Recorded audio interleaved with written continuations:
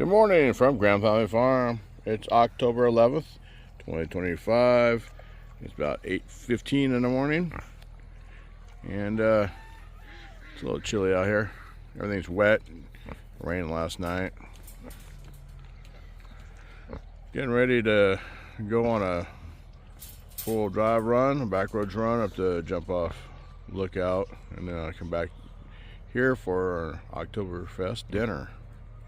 Spaz is in here looking for mice, doing a good job, and the duck's laughing, and 7-Eleven chickens running in here on food. See, the escaped chickens out again.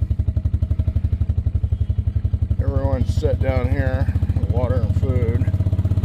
I just gotta drop off hay for the herd.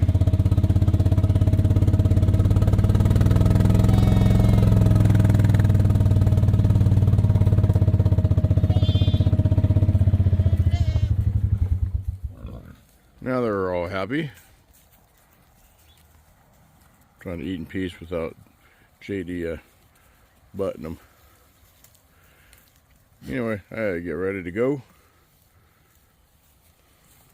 Should be a fun day. Hopefully it warms up some and dries things out. So I'll catch you later.